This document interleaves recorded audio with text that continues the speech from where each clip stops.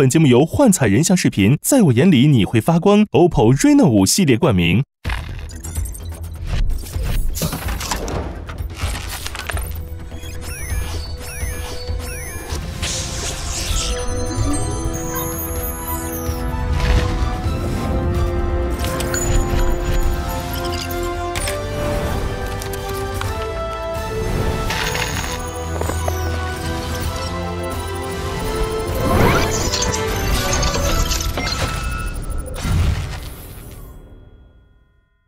人像视频会发光 ，Reno 探案心不慌。本节目由幻彩人像视频 OPPO Reno5 系列独家冠名播出，跟随灵魂找到你，一起上 Soul 玩推理。本节目由1亿年轻人都在玩的社交平台 Soul APP 赞助播出。有百事吗？有百事吗？有百事吗？本节目由美食搭档探案必备的百事可乐赞助播出。哎呀，终于好了！快尝尝，味道怎么样？据我的定量分析，黑料的均衡度有7.25%的偏差。根据我的测量，问题应该出在火力把控上。不对，你一定是用刀的时候产生了4.5度左右的偏差导致的。我觉得重点应该是有百事吗？百事来了！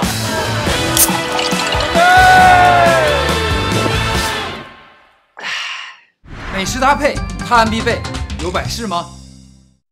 如何成为一名优秀的侦探？侦探一定要眼到手到，目标一击即中。而这里也必须转得又稳又快，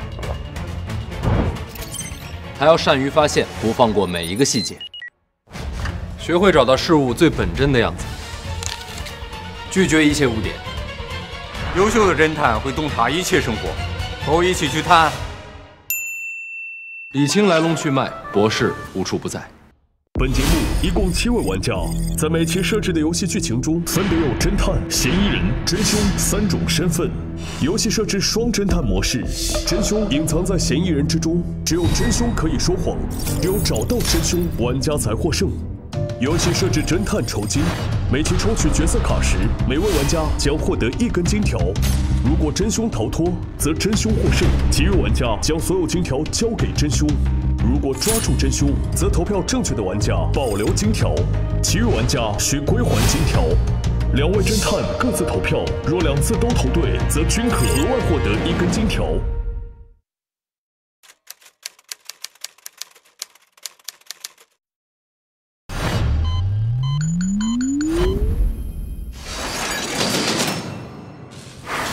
上一集，真调查带着孙子蒲动武和孙屠萨动武来到霄云大酒店度假。是，欢迎来到霄云大酒店。我想住地下1楼。出事了！出事了！真调查却在清晨被人谋杀8道伤痕，凶手锁定在5个人当中，分别是酒店工作人员刘经理、何经理、白门童、荣门童以及酒店家属张水手。没想到搜证中间，竟然出现第2个死者，酒店老板甄霄云也被残忍杀害。来源不明的红色盒子，响彻酒店的诡异童谣，还不确定的秘密通道。玩家们遭遇重重谜团，人不是我杀的。经过分析与讨论，5个嫌疑人杀机依次显露。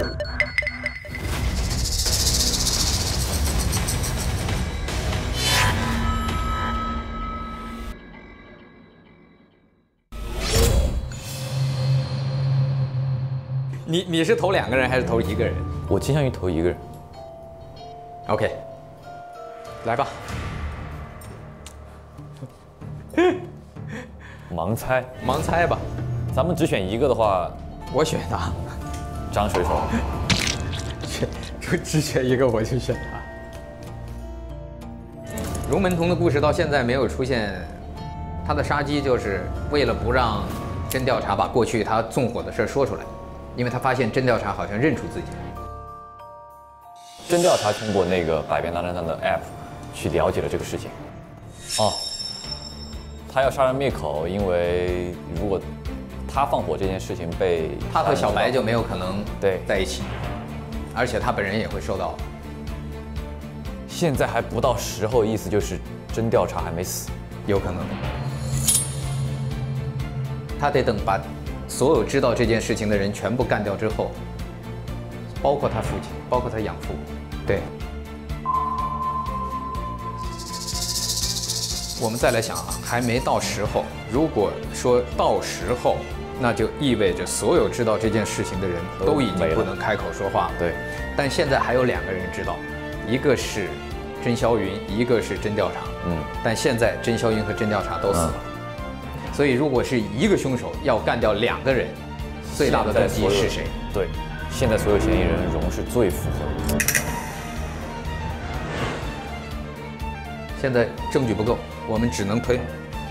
我觉得从动机上来讲，刚才我们那番推论还是有道理的。一轮搜证下来，荣身上一个人带4票，咱要不就创造个奇迹？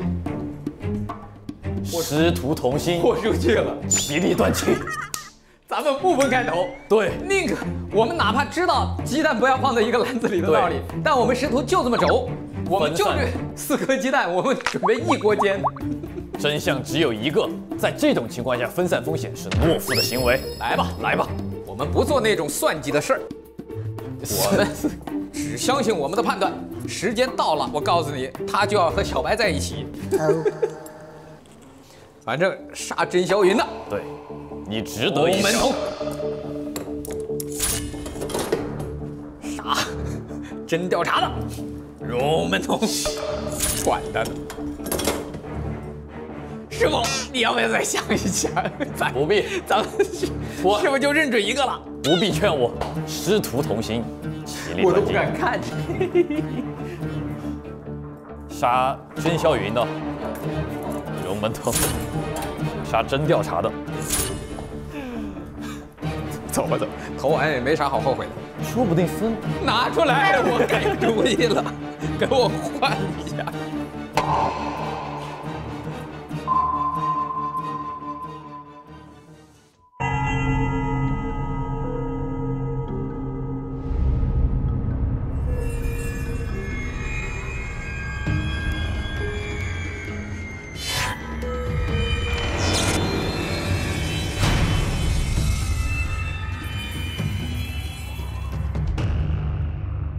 走，2搜 ，Come on，Let's go，Go。我建议，如果大家对密道好奇，我建议我们大家先找密道。走，找密道。好，那照片在哪儿啊？在这儿，我知道，我找到。走。来，荣，我带你。不要。行，不坐我的车，可以。嘟嘟嘟嘟嘟嘟嘟嘟。杰里，在这里。杰里，对，就是大概是在这个位置。就这个。就这儿。我在白的房间发现了一个照片，然后我不知道这个会不会跟密道有关系。为什么你觉得这是指向密道呢？照片有一个感觉像是门一样的东西。对。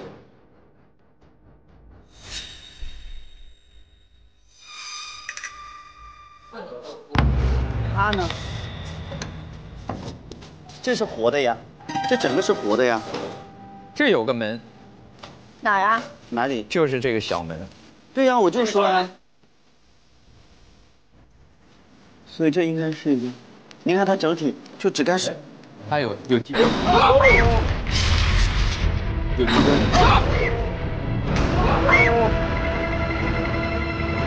别怕别怕。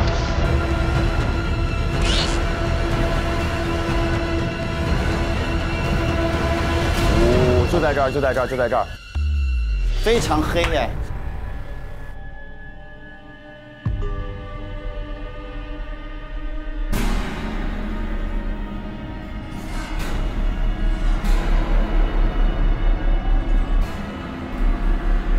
很长的一条路，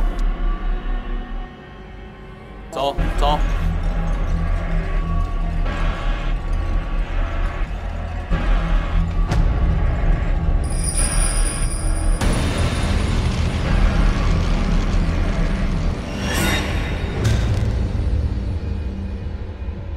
就是在这后面。别着急，不要错过一些可能性。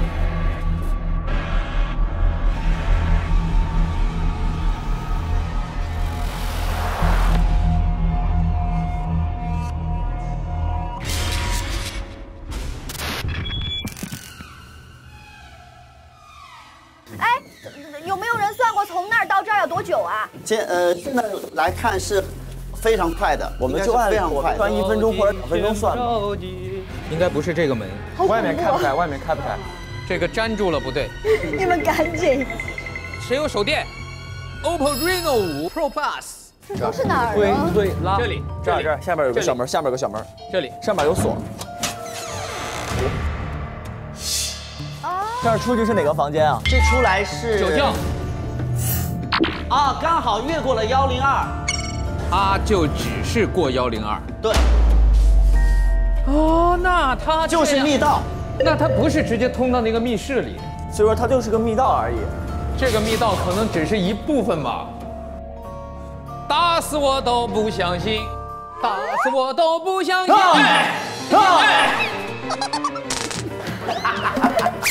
幼稚。撒桑子你有病！我被别人吓过了，我也要吓回去。刚才通过那个密道，现在就是我们的所有时间线只是走来走去没有意义了，因为有人可以通过这个密道直接来到这边。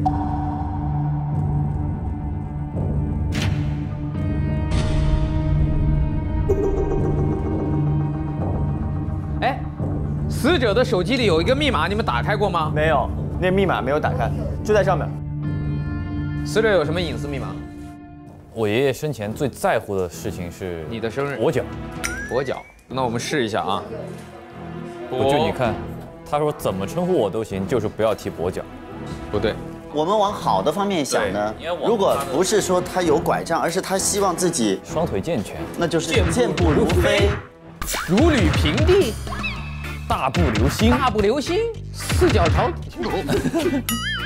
简单一点的，奔跑，奔跑，奔跑吧。那就是我爷爷最在乎的是跛脚，不跛。他刚才不是说什么不跛脚那个不跛，不跛脚，不跛脚，不跛脚，不跛脚，开了。说的啥？调查报告，甄霄云先生，我是私家侦探，真调查。没有，这就是那个那封信完整的。还有第3个，最后一页。总之，该知道不该知道的我都知道。您这珍贵的身份不想被毁掉了。我之前给您发过短信，如果您答应我的要求，我可以帮您保守所有的秘密。123、1234、1234。现在这个要求是什么？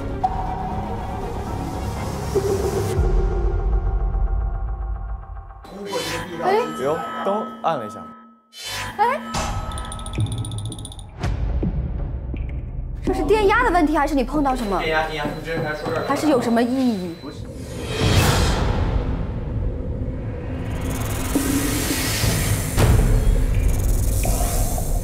不是，它应该是一个，是吗？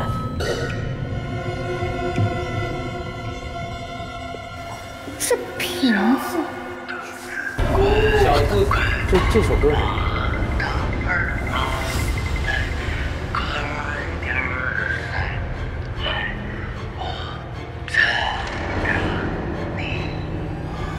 后面说的是什么？我要什么？我要进来。我听谁在说话？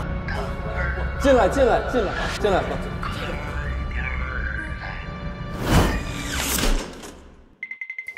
哎呀妈呀！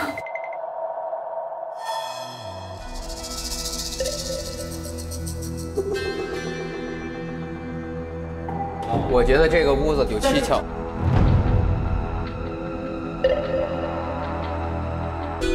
我觉得应该有个什么机关。我觉得即便有这个机关，这个机关的按钮也应该是在外边。对，应该是在外边，不能是，要不然它在里边意就没有这个意义了。它应该是在外面。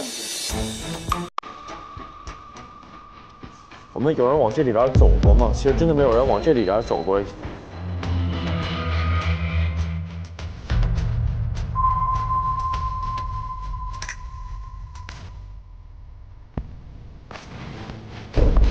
这儿空的，这儿空的，我摁了一下。这肯定是能动的，你看这么厚。你太棒了！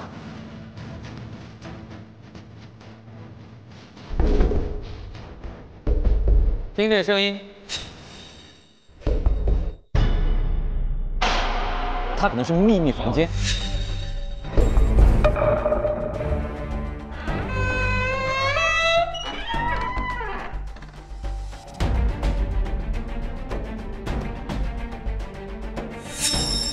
这一定是个暗门，大家看这个，这个门是可以移动的，不是，有可能是这个走廊整体是可以移动的。哇，你的意思是连这个门也一块儿可以移动？你不觉得这个墙壁和这上面是两个分开的吗？但是它能通过这样的如此大型的机关去达到什么样的目的呢？这儿空的，这儿空的，这儿空的。它只是秘密，有可能是这个走廊真的是可以移动。他应该是在这边有一个房间，然后他就从这里，他把2个房间的那个位置一换，他会变换房间号。对，我觉得有可能，说不定这有一个房间，那边或者那边还有一个房间，移动这个外面的门廊，对，让我们进入他想让我们进，他想让我们进哪个房间进哪个房间，对。所以这个门只要移到哪儿，我们就能进到哪个房间。你们的意思是，哦，我明白，就是说整体这个门是可以有可能能推过去，这个门连着墙一块儿动。对。它移到哪个房间，哪个房间就是101。那现在这么大的一面墙，它一定是不是说我们用人工推的？它一定是有机关，而这个机关，我觉得它不应该在这个屋里，最有可能在门上。而推不动是吧？推不动。唱着歌，等会儿。小兔子乖乖，把门开。我们直接往那边推是。推不动，推不动。那往这个方向，1、2，小心手啊，小心手啊，1、2，哎滚，哎滚，哎滚。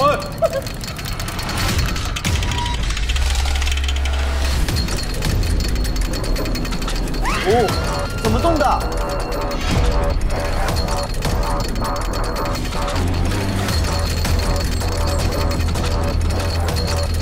哦，这边。哎，等一下，还在走，出来，你先出来，等于它有一个反弹力。哦。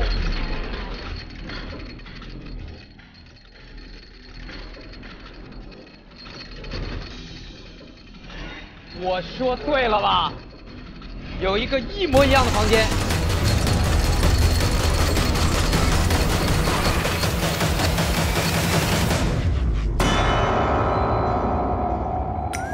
哇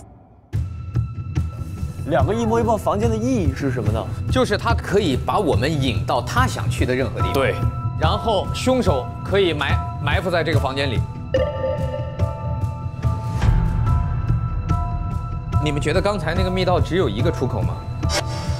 会不会在那个岔道里还有其他的出口，我们没有发现？来，大家继续找证据。可这个房间真是干净啊！这房间的线索，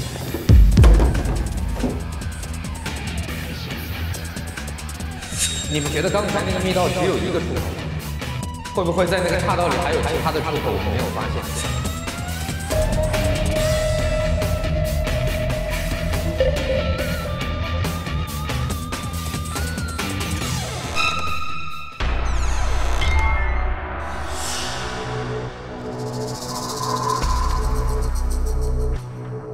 哎，朋友们啊，我发现了一个地方。哦，门，密室，又是一个密道。你太棒了！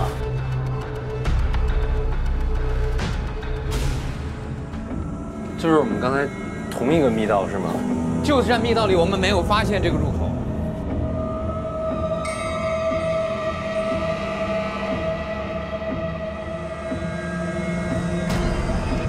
哦，不是同一个密道，不是啊，不是这是另一个密道，不是那个挂满了布，那个挂满了布，对，那个挂满了不一样，不是这个密道，这个不是，没有这么多律师。这是一条新的密道，这是个新的密道。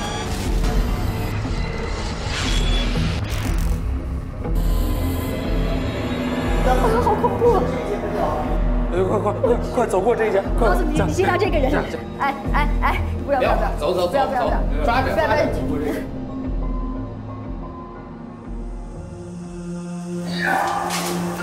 哎呀，唱歌。哎，真没事。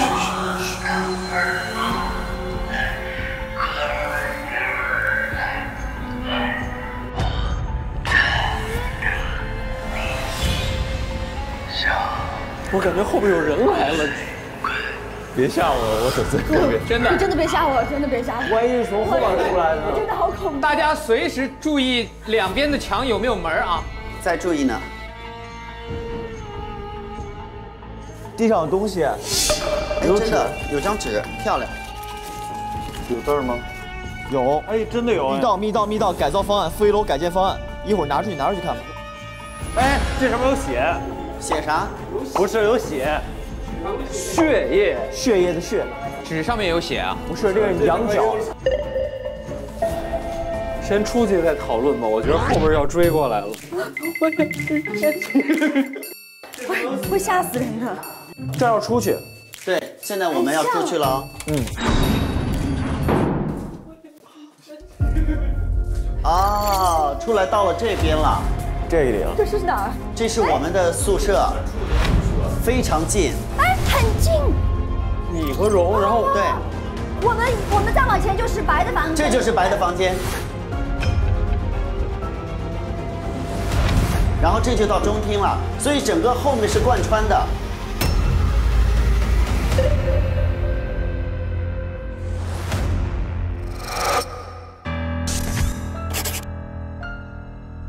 羊角是凶器，对，是划伤背的凶器。我也觉得这个就是凶器，我同意萨萨说的。对，这个上面写的加建方案，和这个只是加建了刚刚我们走来那条密道，但是这条密道在这上面没有写，把这个密道给漏了。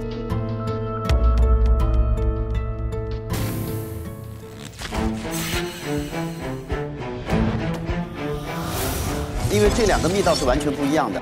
或者说这条密道有可能是本身就有的，这条是加建的，有可能。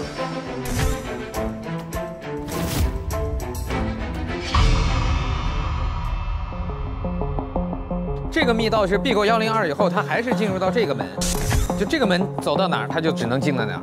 但这个是直接可以进到密室的。对的。而且它进到密室，它再知道这个滑动门，它就相当于可以进到这两个房间，随意切换。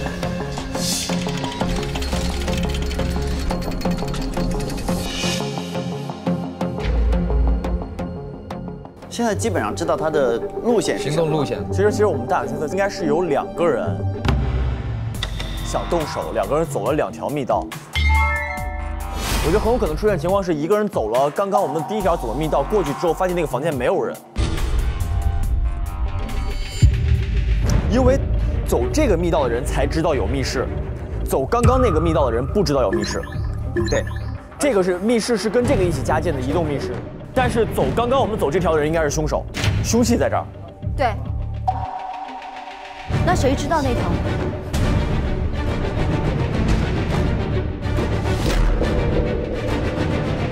去荣的房间看一看。先去荣的房间搜身，先来荣的房间。现在有一个密码钥匙没开。哪个？这个有个锁没开。你俩就这还说你俩没在一起？你俩都这样了，还说你俩没在一块儿？我们一起去健身，手拉手健身呢，掰手腕啊。叫搜身，搜吧，来，对不对？在哪儿？你怎么那么棒？他兜里。我的盒子的钥匙在你。不是这个，还有别的锁。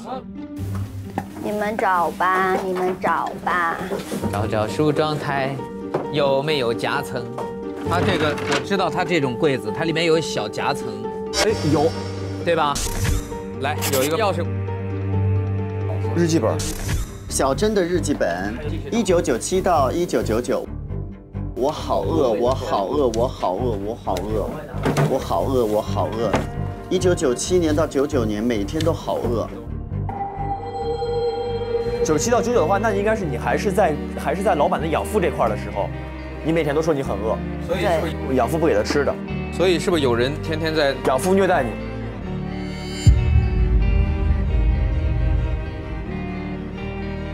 你先说。这就是我为什么想去杀养父甄霄云。对，因为他虐待了我。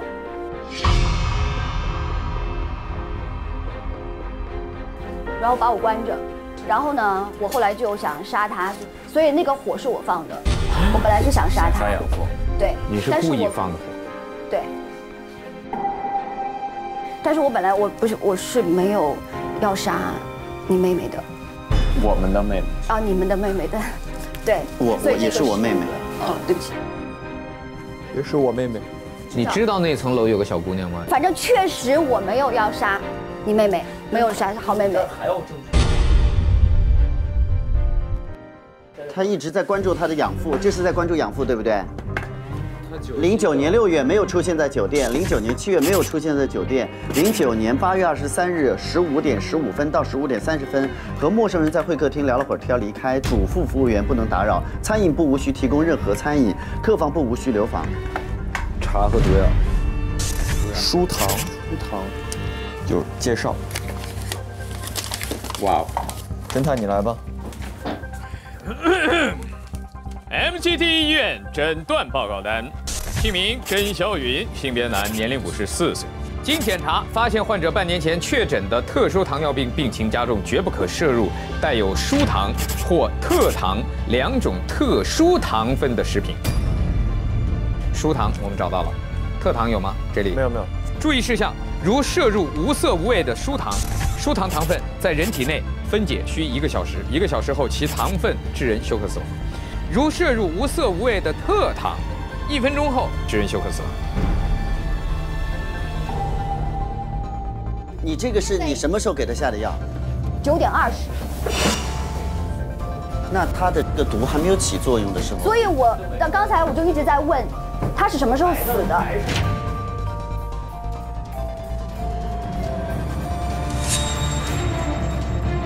你是看着他死的吗？何是看着他死的？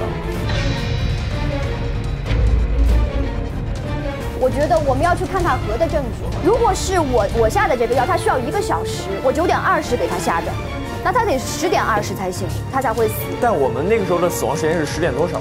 他10点整死的。来，大家继续找证据。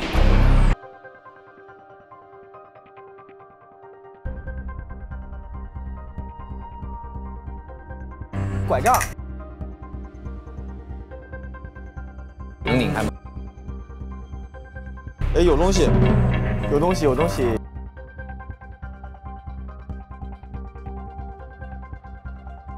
重金悬赏图中人，70岁左右，男，最大特点走路跛脚，麻烦知情人士提供线索，感激不尽。经调查。监控你怎么拿到的？是这样的，有一次呢，甄霄云让我去他的私人会客厅帮他拷一些文件。我去的时候，无意当中在他电脑里面发现有一个文件档叫监控视频。因为我呢，其实一直很好奇，我的父亲就是当时在2000年12月23号去世是因为什么原因，所以呢，我就去查了一下，结果看到这个监控，发现我的父亲不是自己失足摔下去，而是一个跛脚的老人用手电照了我父亲的眼睛，而我是知道我父亲的身体状况的，他的眼睛有畏光症，当有强光照到眼睛的时候，他会暂时失明且失去平衡，所以因为这个原因，我的父亲才失去了生命。所以我看到这个信息之后，马上进行了一个截图，我就开始广发寻人启事，在找这个人。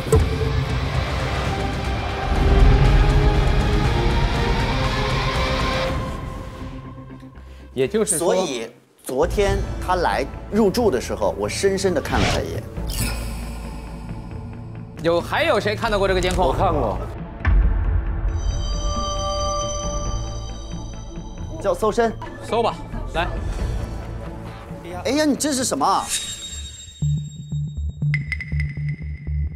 你是不是也看到了这个监控？哦，你这不是监控的，你是一个 MG 银行的汇款收据。哦，张水手汇给了黑侦探。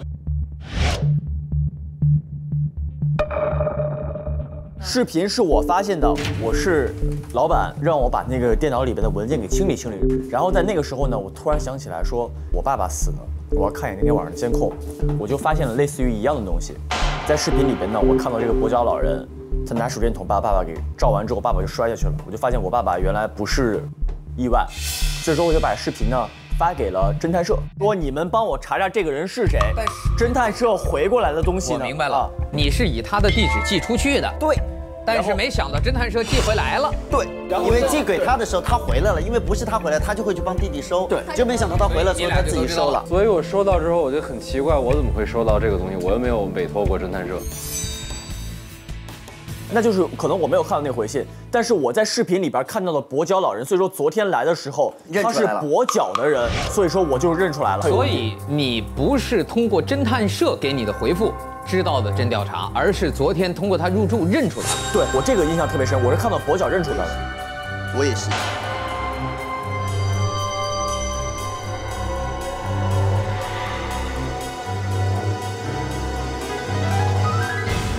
好，搜身吧。我探索一下扣子里呢。哦。哎，就是这个钥匙吗？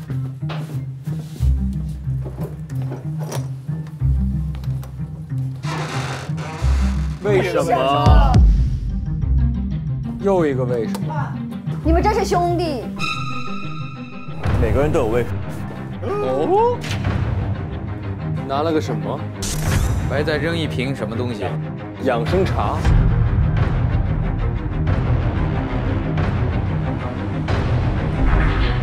而且里面有大量的沉淀。这是我准备的那瓶毒的茶，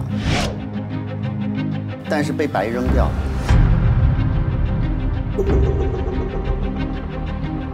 白为什么要扔掉它呢？是这样的，我准备了一壶茶。弟弟跟我说要我去给他拿新袜子，把你支开，把我支开了。回来之后，我看到我的茶还在桌上，于是我就按照我的原计划端着这个茶去给甄霄云喝。昨天晚上10点钟的时候，我看到霄云当时是人是好的，摸摸头，然后我给他喝了茶，喝了茶之后，他在我面前死掉了。我本来以为是我做的，可是回来之后，有人送了一个盒子在我的房门前，打开之后里面是这张照片。3个人要毒死他。重点是我当时很难过的就是，如果我弟弟要做这件事情的话，他可以跟我联手，或者他就自己做。但是我不知道为什么他借我的手，所以我稍微有一点点难过，就是弟弟为什么嫁祸给我？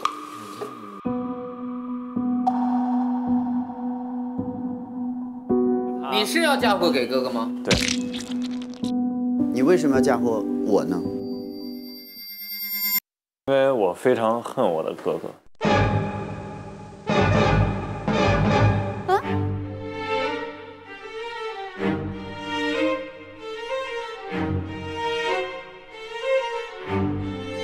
就是因为毛线内裤吗？其实也不是说恨了，就是想摆脱他的束缚。因为从小到大我都非常听我哥哥的话，因为我哥哥知道我资质平平，除了有一副好的皮囊，所以他就一直非常这么想的，非常严格的要求我不能吃这，不能吃那，宠爱溺爱的结果。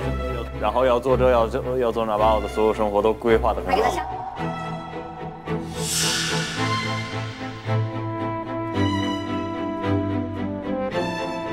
我以为是一种照顾，你以为你给他的爱就是你以为的爱吗？但对于我来说是一种禁锢，我想摆脱他的束缚，所以就我想。白白把那个爪弹成99小99。哥，他哥是我的，我们是亲兄弟，他们两个的关系非常铁，我们是真铁。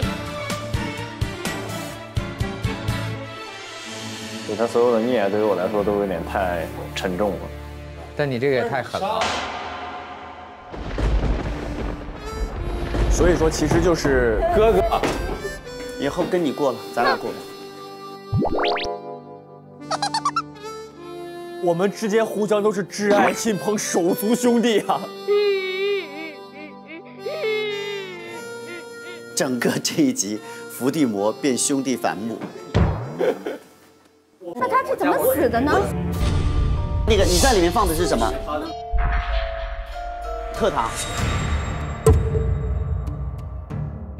但是你杀真的动机来自于哪儿呢？强哥？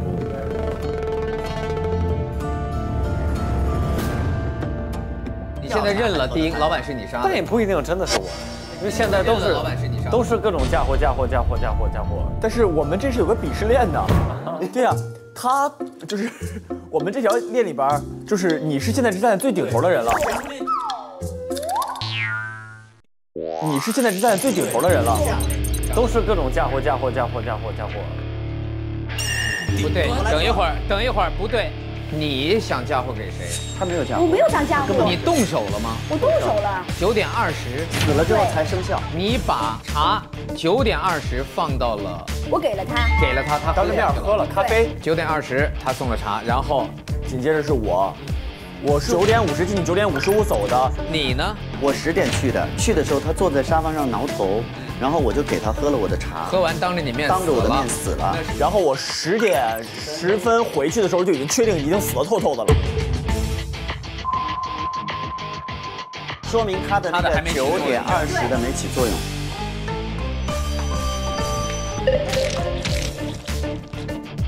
这就给我定了。你辩驳一下，还有什么别的可能？你还有什么线索？不是，我就很惊讶，就是真的是我。你现在不知道是你是吗？我觉得不是我，因为你们最后都被调包了，我还等着有人给我调包呢。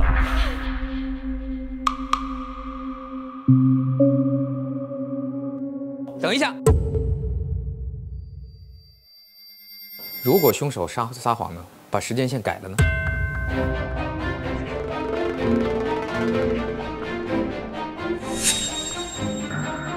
比如说他是9点给的呢？我是9点20给的。如果他在这个问题上撒谎，没有人能作证。如果是真的是9点下的药，有可能他喝下我的那瞬间，他的舒糖起作用了。对呀，那就是他的原因。可是我是9点20给他的。因为没有人能给你作证啊，钱。这是你可以撒谎的点。这是你可以撒谎的点。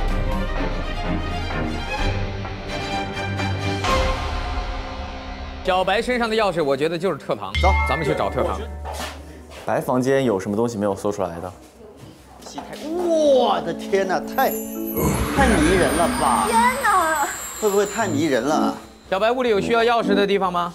找一找，哪里需要钥匙？找箱子，找钥匙，找锁。找着呢。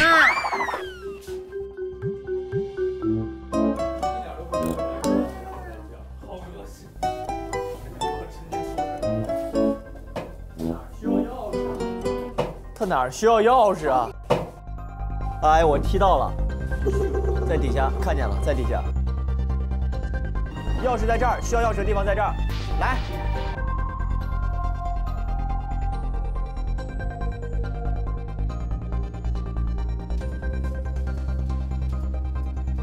超强消毒洗手液。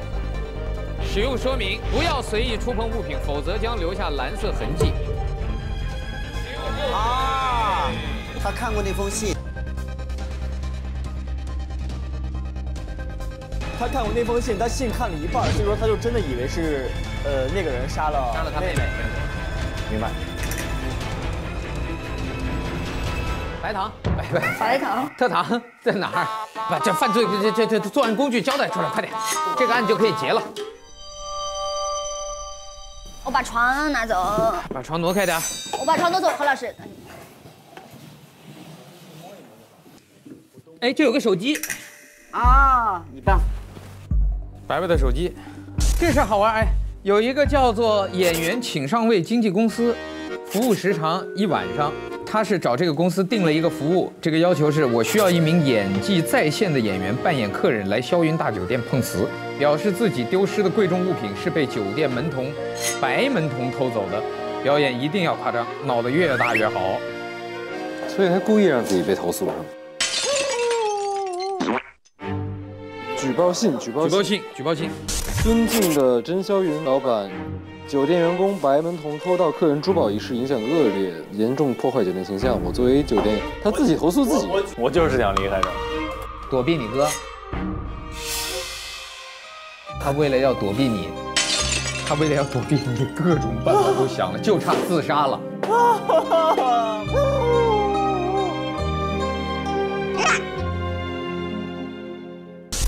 小白，特糖糖水别喝多了，对身体不好。1212341234发给他的，好熟，这是那是老头的真调查发给他的。他的您的电话1231234，他的手机号码。老头为什么会发给你这个？我不知道。我的整个计划嘛，我就是拿特糖想去杀这个老板，但是我在行动完之后发现老板死了，在10点40左右的时候，有一个人给我发了这条短信，然后我就往上查，我就想知道这个人是谁，查到最后发现是那个老头。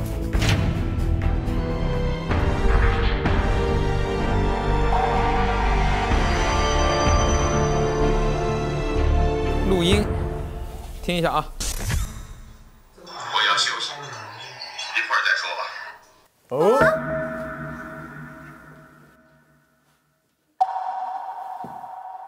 你不是配菜，你不是配菜，你是个主菜，你是主菜。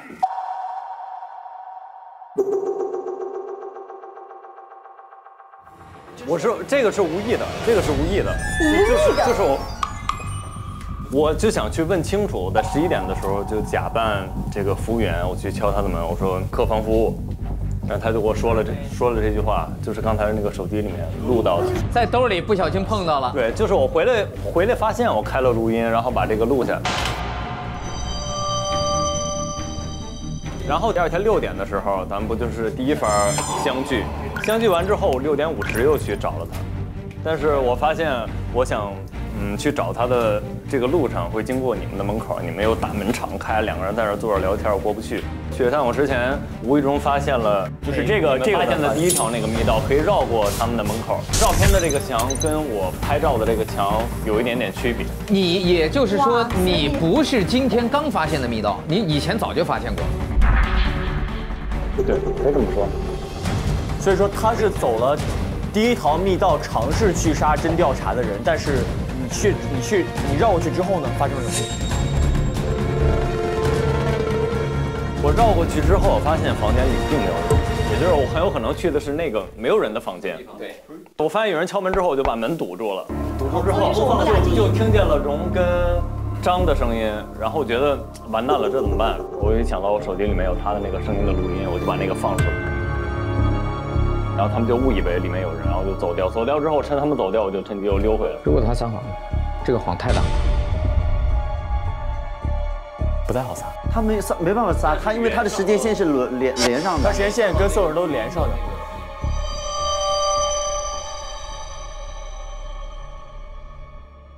不是，凶手还得再做一次那个机关，把那门开回去，因为我们来6点55敲的是空房间，这里边只有白。但是7点钟敲的时候，人就又有人了，5分钟。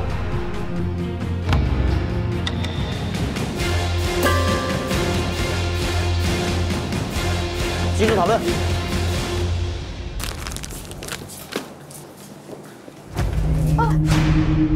关灯啊！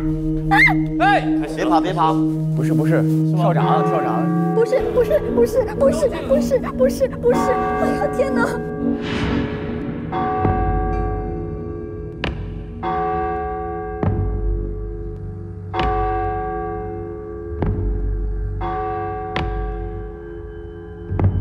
哎呀，好恐怖！什么玩意儿？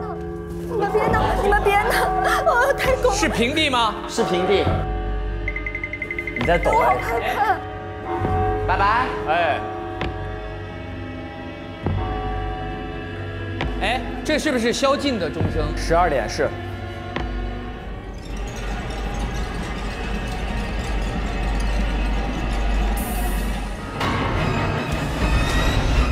啊！有个女孩在后面。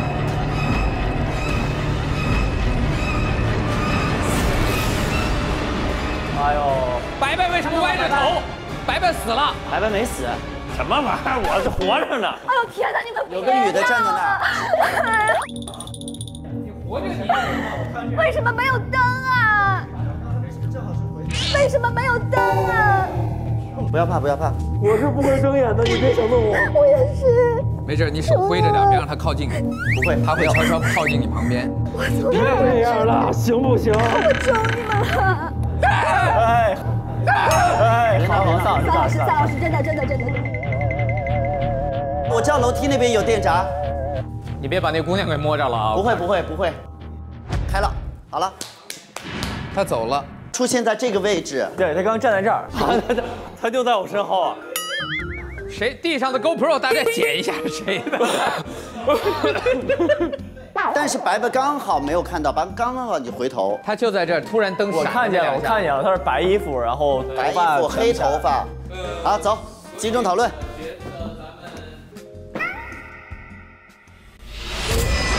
我能有一个辩驳的机会啊！来，你说一下。我觉得第一案也不，第一案还想翻呐？我觉得第一案不一定完全是我，因为我的时间线是被动的。对，我的时间线是由你来决定的。对，所以我不能确定我的时间线是多少。但我们在第一次讨论的时候，你把我的时间线已经给定死了，你确定了死亡的时间。后面说的人是可以撒谎的。对，所以凶手可以去把他的时间线往后挪的。比如说他8点50就已经下了药，那他听到说10点死的，那我就往后推，那我9点半。因为他的时间他控制不了。就他可以，他中间有一个余幅的空间，当他得到一个正确的时间点的时候，对于他来讲，难的是他要非常敏锐的在你们说时间线的时候，他突然捕捉到，哦，原来后面还有别的人下毒，那我完全可以根据这个把我的时间换一下，这个是难的。逻辑上说得通，因为我真的不能确定这个他的死因到底是不是我的东西，我现在不确定我是凶手。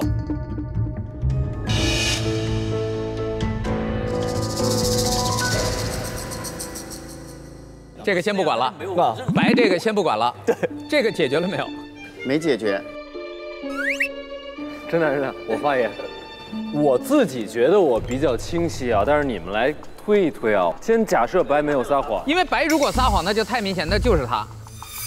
那么实际上当时那个密室情况是这样的，在我跟荣去敲门的时候，门开在白这屋，没有尸体，尸体在隔壁间。对。然后我们敲门听到了录音。然后白的供述是这条叫密2，密2他不知道，密2实际上在白和其他人的房间之间对的这个口，然后他是走的密1，从中厅走的。那么6点55我们敲门，白的说法跟我和荣的经历是能对得上的，这些都是3个人能佐证的。那么我跟荣回去到7点，我们在门口遇到何的这段时间，白从这儿直接走了。那么假设存在另一个真凶的话，我问一个问题：这个时候真凶在哪？我给大家一个推论：6点10分，我和普跟老头分手，老头6点10分往回走，因为当时所有的人都知道老头不在房间。所以凶手完全可以提前已经埋伏在这个屋，老头一进屋大概6点15分之前把人干掉，下手完了之后把门移到旁边这个屋，然后用墙把老头盖上，然后凶手从密道回到自己的房间。6点15，凶手给除了白之外剩下的屋塞纸条，凶手塞完纸条之后，本以为没有人再会去了，他留了一个空房间，这是凶手的原计划。对，结果没想到白从这个密道进去了，但是好在白没有给凶手露马脚，白自己掏出个手机放了老头的声音，至少证明那个时候老头还活着，所以凶手没露馅。对，这个时候白一定是要听见2个人走了以后，白才会从屋里出来，但是他一定速度会落后于这2个人。这2个人往前走，回去以后，白从密道走，回到自己的房间，然后这2个人回去碰见了何，对，何又碰见了刘，等于刘碰见了你们仨。对，这个时候何和刘开始往这个方向走，但是请注意，他们走的是正常路线，这个是要绕很远的，对。但是凶手用这个时间差，你俩在路上的时间差。凶手走密道过去，走这个最快的密道过去，对，就把门给换了，把门换了，他再回来。对，这个时候你俩一过来，看到尸体，他再跑过来。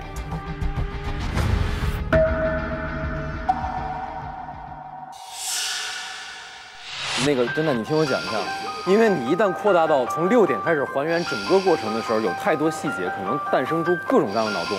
我只想讨论6点55到7点之间发生的这个事情。是，现在就一个东西，白说没说谎。先假设白没说谎，那么在6点55到7点之间，一个毋庸置疑肯定发生了的事件叫换门。对，那凶手如果在尸体这屋，这实现不了，而且凶手就被困死了。对，所以凶手几种可能：第一，他在自己的房间；第二，他在密室里。对。但是我想说的是，我、荣、白三者的证词在6点55刻，我们仨是合上的。对，所以我们仨中间，你认为是谁去换的门呢？我觉得都有可能性，都有条件。6点55，我们在彼此监督呀。但6点55到7点之间呀，但你们俩回到房间以后啊，你想啊，你们相遇之后分开了，你俩从这儿回去以后，是不是碰到了何和刘？对。然后你和荣回到了房间，何和刘开始往这儿走。他俩走的这个时间，你在哪？那理论上我和荣都，你和荣都可能这个时间用这个时间跑回去，对，没法排除你俩。是的。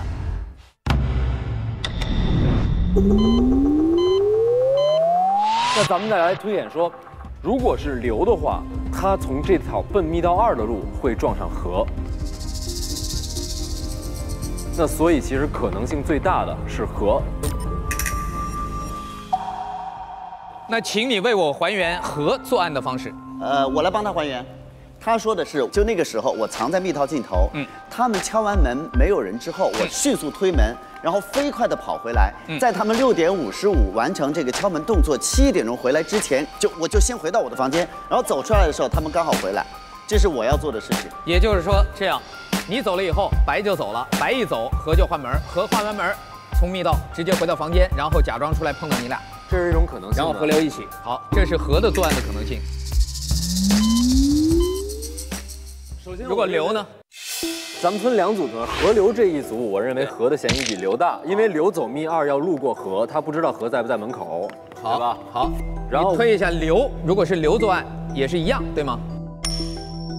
刘也是一样，但是他风险更大，他无法预知，因为他要路过很多门口，对，他不知道他开门遇不遇见我，他不知道开门遇不遇见他。好的，所以何不用路过其他人的门口，对，而且何明确的知道我们在这儿，所以他这个门口他有一个2、3分钟的安全期。如果要是从门口来讲，那就是何和荣。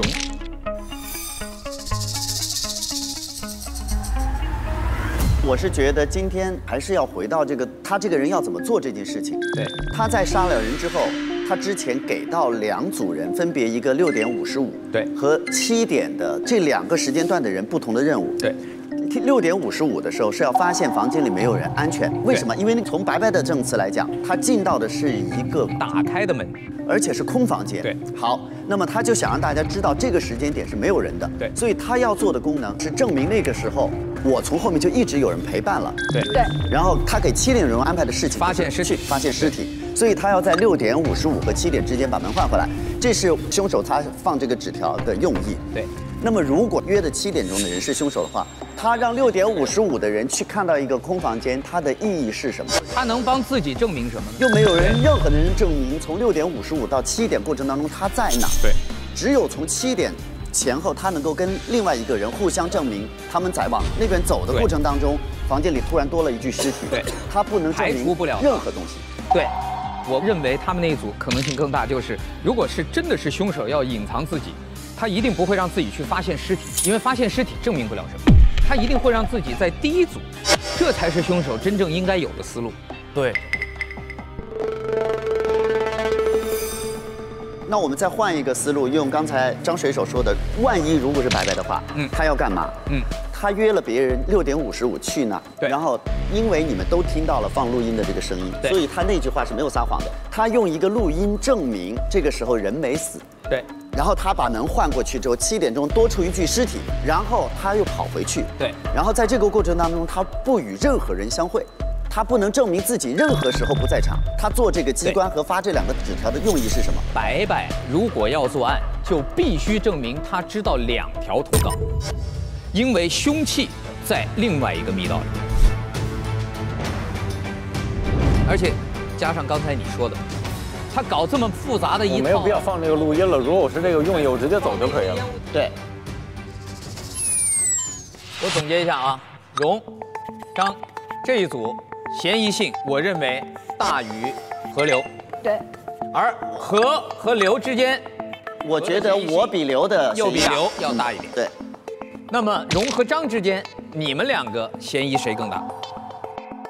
还有一个，回忆一下，我们发现了现场之后，大家来的顺序。如果我没有记错的话，张是最后，对不对？发生了什么？发生这个就是我们按正常的住的远近的顺序来排的。凶手可能在这个一定要保证自己的位置上这一点做足了功课。比如说早上是我、张、荣，我就会觉得这个顺序有问题。为什么荣是最后一个？他明明住的比张要近。现在就是完全是按照顺序。那谁最希望这个顺序是现在这个顺序？他是不是为了确保是这个顺序，所以他才做了一些功课？因为他关完门之后，他从密道还要一个回去的时间。对，因为是这样的，如果是张的话，他回去还有一个可能性，张还没来得及到他的房间，我们已经喊叫起来，荣推开门出来，张从密道很有可能会撞见。对，不管1和2，这个准。不管1和2都会遇见。对，所以他不但要赶在我们7点钟去发现尸体之前把门挪了，对，而且还得回来，回到房间不遇到任何人。对，所以从这点上来讲，张的位置有双重危险。当然，如果比如他一直藏在密道里，他不着急走，等荣已经走了之后，他再跑出来。最后一个也是合理的，因为他住在最里。对。但是你要这么说的话，我的原罪就变成我住最后一个，我最后一个还有问题了。因为住在最后，你再拿我住最后一个人，因为是这样，因为我本来就住。荣的原罪就是因为他住的最近，而且他的房间在你前面，可能从位置上来讲更优势的是荣。但是呢，我觉得张的可能性不能说完全没有。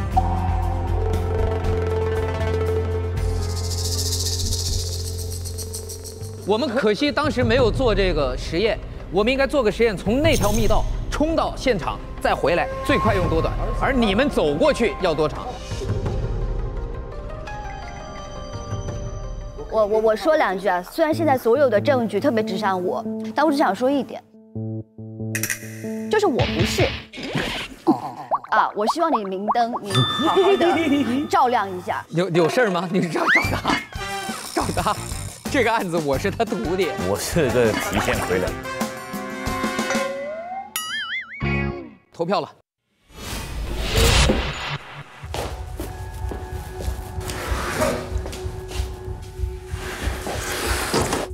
我来投票啦！我首先投甄霄云这一案的，这里面呢有2种可能性，一种可能性呢是我的弟弟白门童。他把我的茶换成了特糖，导致了这个霄云的死亡。如果真的是荣撒谎的话，荣是凶手的话，那么他就必须要在9点钟准时的把舒糖茶给到甄霄云喝。这一案我要投给的是，下面来投真调查这个案子，6点55分去到他房间的2个人是。必有凶手的，因为这是凶手安排6点55和7点钟有2拨人分别去的原因。在这2个人当中呢，一个是荣门童，一个是张水手，他们2个人都有非常困难的事情要去解决。荣门童要解决的问题就是，因为他出发去关门的时候不会经过任何人，所以是安全的。但是呢，他的困难是他必须在张水手出发之前要赶回来，然后要在张水手之前离开自己的房门，或者是离开密室的门，往这个真调查的房间这边走，确保他在张水手前面来到出事地点，这是他的困难。而张水手的困难呢，是在于他的房间呢是在荣门童的后面，所以呢，当他跟我们告别之后，他返回去要去换门的时候，他必经过荣门童的房间。而这件事情他困难的点就是他再怎么努力，他没有办法控制荣门童一定会关门。我觉得在他们俩当中，更觉得荣门童他做这个安排更为合理。真调查这样，我要投的是龙门童。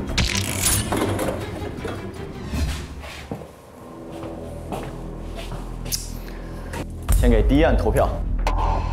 何跟我们两个在整个案件中其实是中间部分的，那所以说现在主要的问题其实是集中在荣跟白的里边。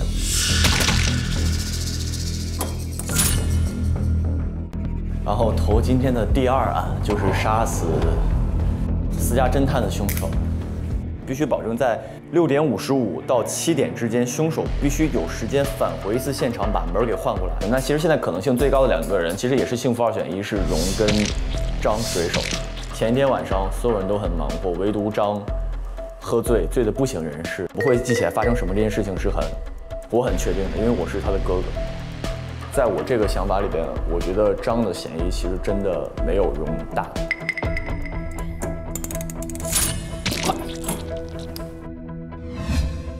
首先，这个第一票我也不确定我自己到底是不是凶手，但和我对立的只有一个，就是我心爱的女人龙门。因为能制造这个死亡的原因只有2个，一个是我自己，一个就是恰好卡准了时间点，1个小时下毒的你。那我先把第一票投给你。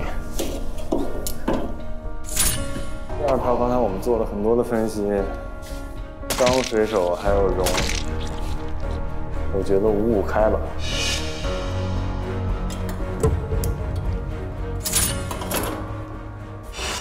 好啦，我现在要来投票啦。杀害甄霄云的，我投给白门童，因为我下毒是他必须要有1个小时才会毒性发作导致身亡，所以这一票我投给白门童。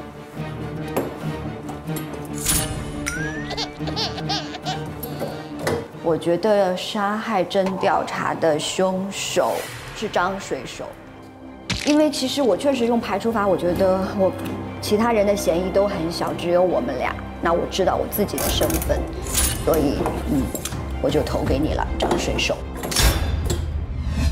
我先说一下真调查的这个案件的凶手，一定是选择6点55这个时间点。他做不在场证明才有意义。那也就是说，在我跟荣门童之间选择。那么另外一个呢，就是说对角线理论，就是在6点55的这2个人里面，我们2人中间，荣更有可能的是，因为荣是那个把门的。对角线选择的特殊意义就是让自己在出门的时候少一个监视者，在这方面，荣选择我，作为他6点55的这个见证者是最合适的。所以我认为。最后这个事情中间也许和凶手一开始的筹划不一样，但最后完成这个事情的只能是荣门童。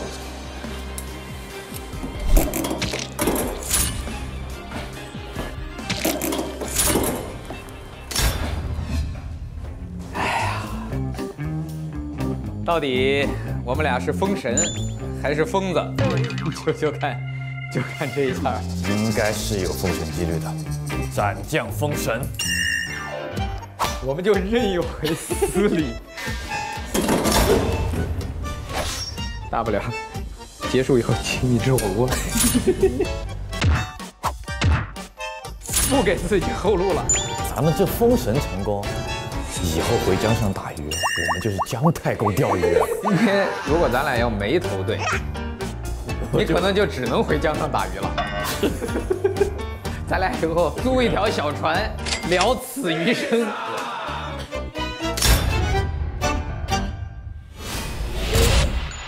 有一种很香的预感。对，吉祥的预感啊！在《明星大侦探》第6季第1案，夜半酒店上主。来，开门红。究竟是哪位，或者哪2位？杀死了甄调查和甄霄云呢？现在公布投票的结果。首先公布0票的安全玩家。0票绝对有我。他们是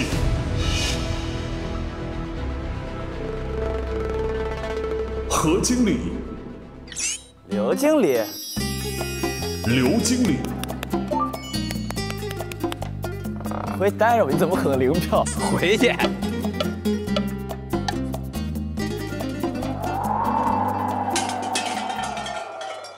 等啥呢？等着进。没有吗？等着进笼子你。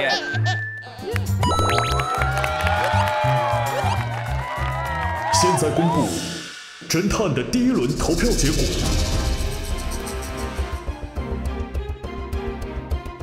公开处刑。封神，跟我站一块儿，我要不然我感觉没有底气，这心里都没底吗？咱俩受辱也一块儿受。侦探投出杀死甄霄云的凶手是荣门童，杀死甄调查的凶手是荣门童。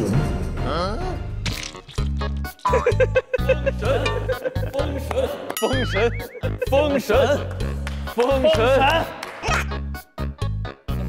荣荣组合获得2票。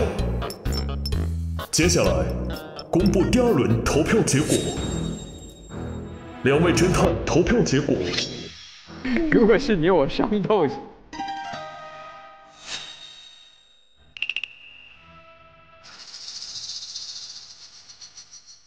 与第1轮一模一样。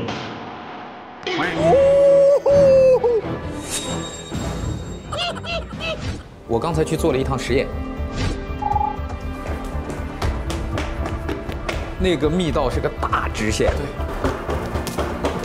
来回一趟40秒。从他们的房间区以快步走路，请注意，还不是一边走了一边聊的正常速度，快步走路，咔咔咔咔，按着表1分半才能走到那边。在这个前提下，如果可以量化的话，荣的风险就是最小。对。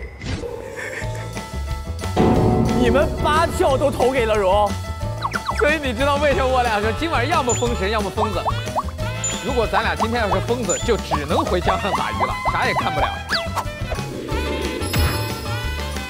不，定传票吧，上江。回江上，你俩就是鱼。至今为止，荣荣组合已经获得了4票。接下来公布张水手的投票结果。杀死甄调查的凶手是荣门童，杀死甄霄云的凶手是白门童。接下来公布何经理的投票结果。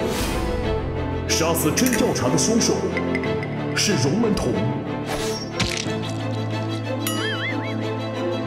杀死甄霄云的凶手是白门童。张水手与何经理的票型一致。英雄所见略同。接下来公布刘经理的投票结果。杀死甄调查的凶手是荣门童，杀死甄霄云的凶手是白门童。智慧，智慧，智慧，闪烁着智慧的光芒。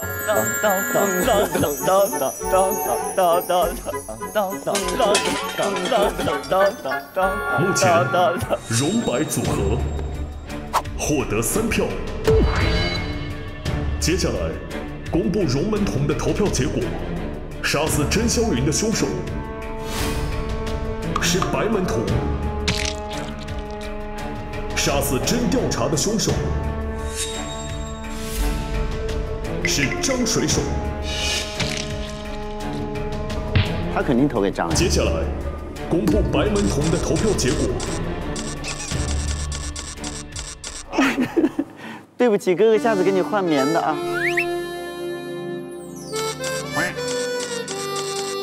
杀死甄霄云的凶手是荣门童，对，至少咱们有一个是一样的。杀死甄调查的凶手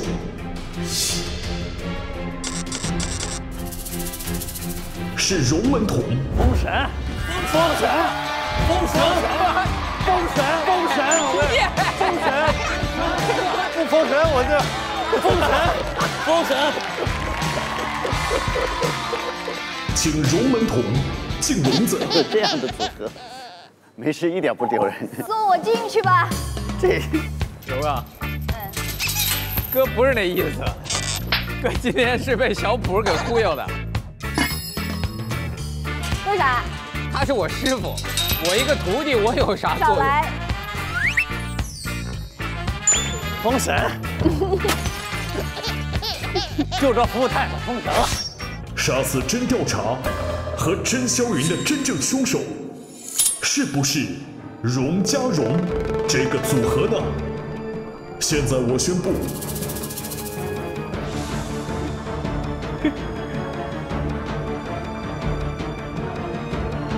手头侦探，各位检举。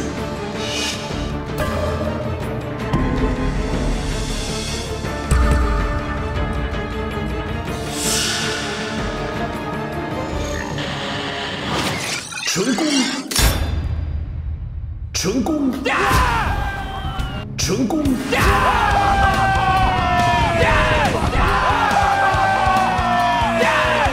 烈光766，封神哦！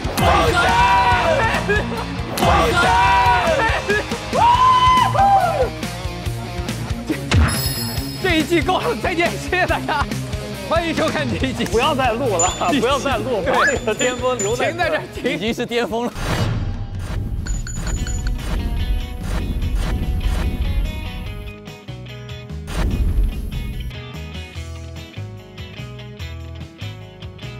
为什么你们前面2票都投我？我告诉你，第一轮我跟普没有任何线索能够敲定是你的时候，我们就想到那句话，还没到时候。他一再的向你表白，你也喜欢他，但是你一直说没到时候，没到时候。谢谢阿荣，哎，谢谢给我们这个机会。走开！但是不得不说，你今天没有当明灯。今天这个狗头大把。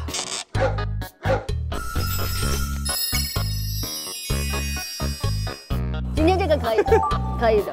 但其实我有关键性证据，你们没有找到。你告诉我们。荣门童杀死真调查的关键性证据为 B101秘密房间内部门把手上的金色戒指亮片与荣门童的金色戒指脱落部分相对应。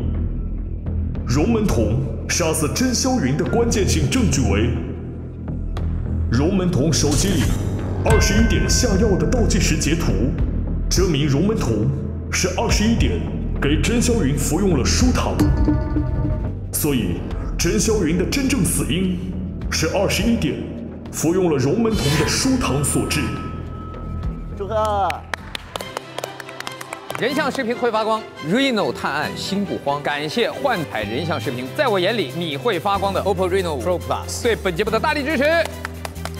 有百事吗？有百事吗？有百事吗？感谢美食搭档探案必备的百事可乐对本节目的大力支持。李庆来龙去脉，博士无处不在。感谢科技成就生活之美的博士对本节目的大力支持。看明星大侦探，玩百变大侦探。感谢社交推理2部的百变大侦探 APP 对本节目的大力支持。一口丝滑拿铁，谜团轻松破解。感谢开启愉悦探案的雀巢咖啡丝滑拿铁对本节目的大力支持。齿龈双汇有温度，感谢舒适达红蓝馆对本节目的大力支持。脖子不舒服，用 SKG 颈椎按摩仪。感谢众多明星正在用的 SKG 对本节目的大力支持。科学减脂胜瘦吧，侦破肥胖就靠它。感谢瘦吧 APP 对本节目的大力支持。谢谢各位收看我们本季的第1期啊，本季后面几期呢，我们也不知道什么时候再播出了，因为这一期大家可以反复收看，反复再反复的收看。谢谢各位参与我们今天的节目，下一期大侦探大白吧，真相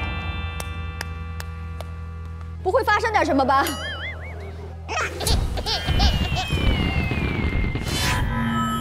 你们不要留我一个人在这里，不要锁我一个人在这里。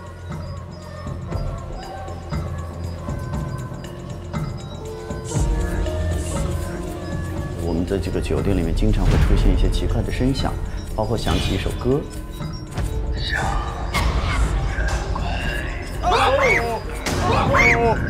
乐啊，唱歌。密道是谁修的？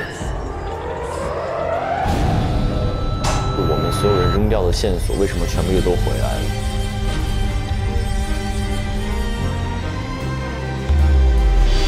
卡片到底是谁写的？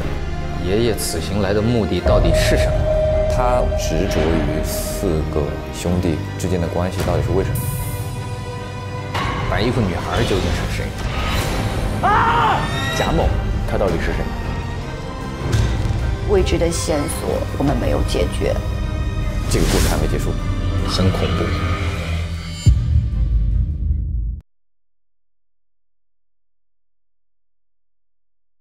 今天可能有几个震撼到我的意外。我一直很不喜欢的二弟，就是刘经理，他是喜欢我的，或者他是欣赏我的，我完全不知道。我一直最疼爱的我的亲弟4弟就是白门童，他居然在我对他的关心当中非常窒息，想要逃离我。我觉得我这个角色还是挺不负责任的，就哥哥已经尽可能的对他好了，但还是会因为彼此的猜忌，或者说不在乎，或者过于自私自我去丧失一些事。你不讲我不讲，大家都憋着的，都以为是对方错了。一边是缺爱，一边是溺爱，很多伤害是冠以爱的名义。我给你的爱是自以为是的爱，而不是你真的喜欢的。你做的所有的一切，其实是在感动自己。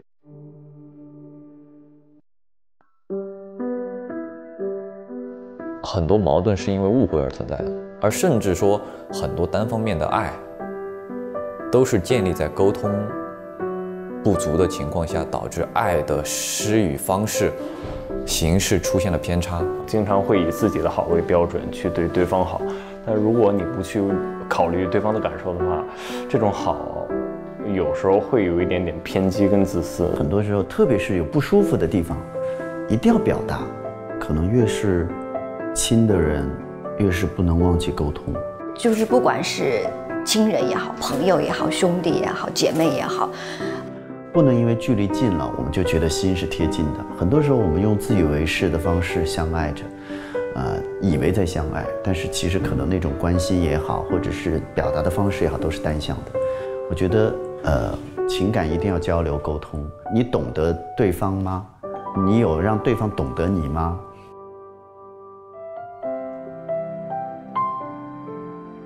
爱不能是一厢情愿，爱一定要在彼此相互尊重和理解的基础上，才能真正形成它的能量。否则可能一方觉得是爱，而另外一方觉得是负担，两人都不挑明，一旦累积到一定的程度，当这个压力对方无法承受的时候，会像雪崩一样，那会引发非常可怕的后果。一己度人，或者说是一种非常平等且带有尊重的方式进行交流。所以我觉得要真正的了解对方所需求的，沟通，然后去了解对方，就是对方想要什么，你不能说我想给你什么，或者我想让你要什么。这样的爱有的时候也是自私的。所以我觉得爱一定要是彼此沟通、彼此尊重。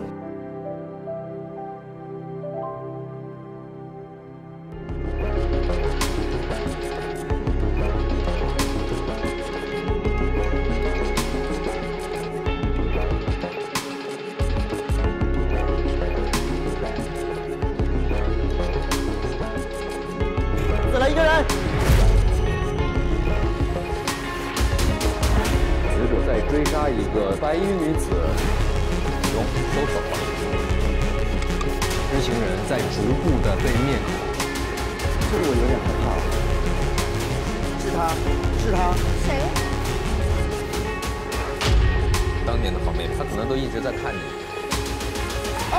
您身体里住着24个人，4兄弟都没有建成的。拜拜。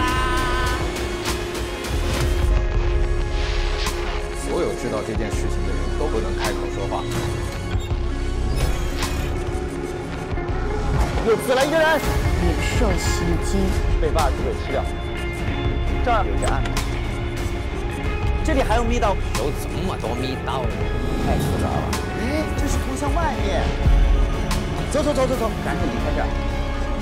我们被锁住了。他想消失在这个世界上。朋友们，最好玩的东西来了。我有点不对劲。侦探。我是谁？你是谁？我谁？你是谁啊？你谁啊？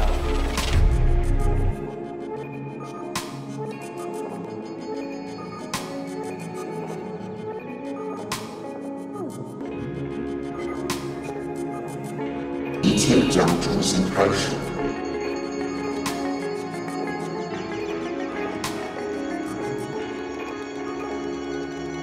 在兄弟姐妹之间进行沟通时，大家都要保持对情感的尊重和真诚，尽量的不要编织谎言，不要去伤害对方。在沟通过程中，不要用沉默或者隐忍的方式去回避沟通。当你去回避沟通的时候，你会发现对方会有更多的揣测和胡思乱想。需要学会尊重对方的兴趣爱好，尊重对方的生活习惯，尤其是兄弟姐妹出现矛盾的时候，这个时候我们需要更多的宽容和忍耐，需要换位思考。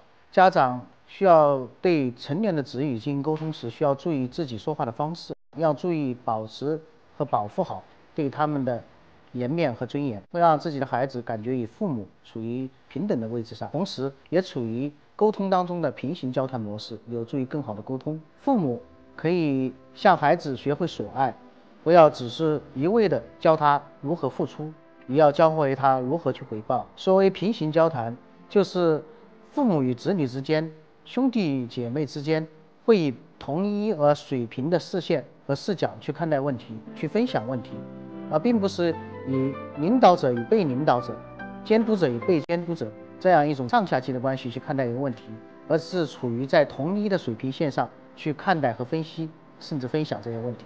这就是我们平行交谈技术。上微博参与明星大侦探话题讨论，说出你心中的 Top One 戏精成员。感谢特别合作媒体微博台网、微博综艺，首席合作新闻媒体新浪娱乐、新浪新闻，战略移动资讯平台网易新闻、网易娱乐、网易谈新社，深度短视频合作平台抖音。新闻客户端合作澎湃新闻、凤凰新闻、界面新闻、一点资讯、Zaker。感谢特别合作智行、达达快送、有道词典、一代驾、映客、好看视频、WiFi 万能钥匙、闪萌、搜狗输入法。